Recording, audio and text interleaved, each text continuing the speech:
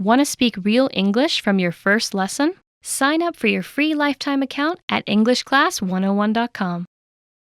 Today we have some building construction in the background, sorry. Hi everybody, welcome back to Ask Alisha, the weekly series where you ask me questions and I answer them. Maybe. First question. This comes from Shunichi Saito. Hi Shunichi. Shunichi says, I want to know, what does though mean? For example, it's very expensive though. I see the word though at the end of a sentence very often. Yeah, a lot of you have sent this question in recently. So I talked in a previous episode of Ask Alisha about using the word though, T-H-O-U-G-H, at the end of a sentence. It means but at the end of a sentence, and we use it kind of casually. So when you see the word though, T-H-O, it's like an even more casual version of though, T-H-O-U-G-H, at the end of a sentence. So you'll see this a lot on like social media. You'll see this when you're on like Facebook or Twitter or Instagram. Text messages maybe. Though just means but at the end of a sentence. So in your example sentence, which was, it's really expensive though, it means it's really expensive but. However, it's like just putting that little but, that little disagreement kind of feeling at the end of the sentence. So it's sort of like a soft, disagreement or a soft sort of difference of opinion. Though means though, T-H-O means though, T-H-O-U-G-H, but it's just extremely, extremely casual. So for a little bit more detail, you can check this video where I talked a little bit more about T-H-O-U-G-H at the end of a sentence with some other examples. So I hope that helps you. I know many of you have asked that question lately. Next question. Next question comes from William. Will, I guess, from Rio de Janeiro. Hi, Will. Will says, what is the difference between tenant and lodger? When we talk about a person who rents a house or lives there without paying, is there a difference? So a tenant is a person, as you say, who rents an apartment or who rents a house.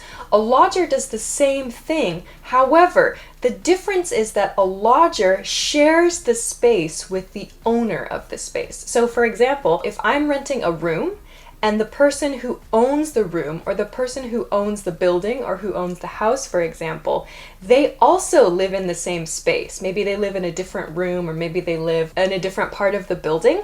In that case, you could call me a lodger, perhaps. Like that person is giving me a room in that case, and they share the space with me. A tenant, however, is someone who lives in a space, they're renting the space, but they are separate from the person who owns it. So I hope that helps you. Next question. Next question comes from Alejandra. Hi, Alejandra. Alejandra says, what does well for one mean? Well for one, there are really two parts to this. First is the well part. We use well to transition in speech, like well, and then we share an idea. Well is sort of like, I heard what you said and now I'm going to say something from your comment or whatever. So well is like just a very soft and simple transition to use.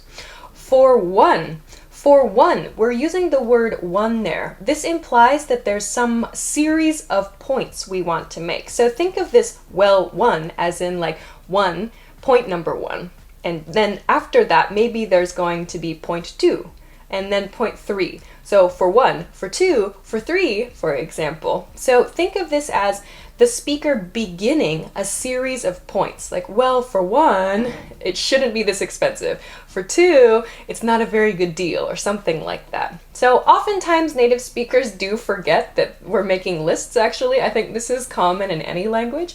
But when you hear, well, for one, it means the speaker is planning to introduce a series of points to support his or her argument. So I hope that helps you. Next question. Next question comes from Thais, I'm very sorry. Hi Alisha, I want to know the difference between I have no idea and I don't have an idea.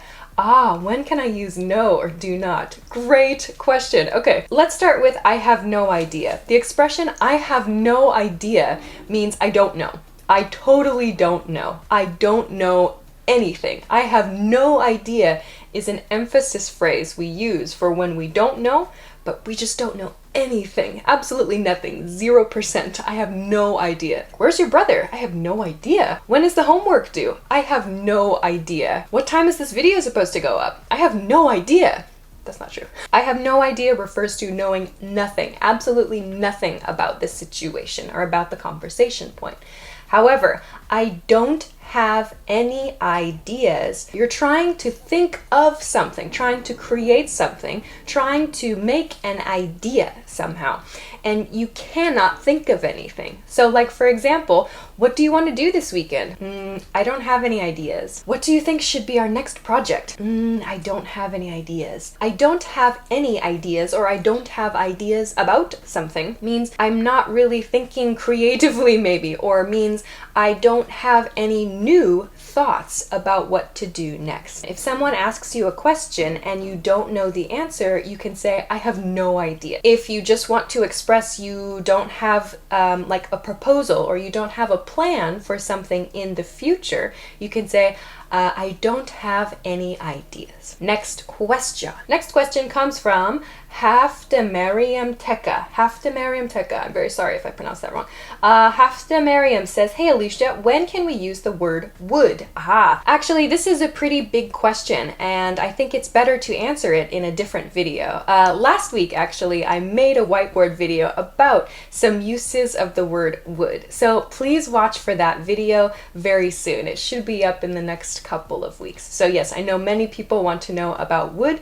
We made a video, so please keep your eyes open for that very soon. Thank you for the question. Next question. Next question comes from Adam. Actually, next two questions come from Adam. First, what does I'm yanking a chain long terms of you mean? I have no idea. I have never seen this before, and I have no idea what it means. We do have an expression, I'm yanking your chain. I'm yanking your chain. So to yank means to pull. We use this expression, I'm yanking your chain, to mean I'm joking.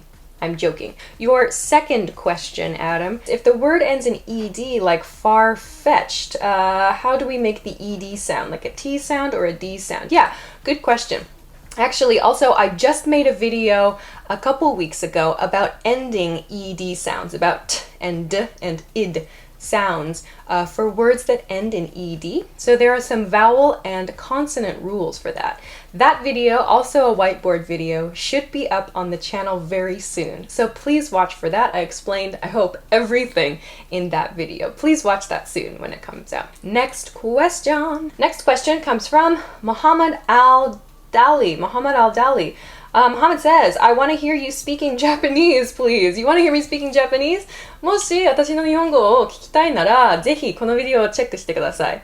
もうちょっとなんか個人的な話を聞きたいとか読みたいなら、動画はあんまりないんだけど、私の日本語のコメントとかキャプションとかを読みたいなら、ぜひTwitter とかインスタとかチェックしてくださいね。When I give you guys these recommendations, when I'm talking about some of the tips that I have for you guys, a lot of it comes from my experience learning Japanese too. Those are all the questions that I want to talk about this week. Thank you very much for sending your awesome questions. So if you have not sent a question yet, please send the questions to me at englishclass101.com/ask-Alisha. Also, if you liked the video, please make sure to give it a thumbs up, subscribe to the English Class 101 channel, and check us out at englishclass101.com for some other great study resources. Thank you so much for watching this episode of Ask Alisha, and I will see you again soon. Bye bye!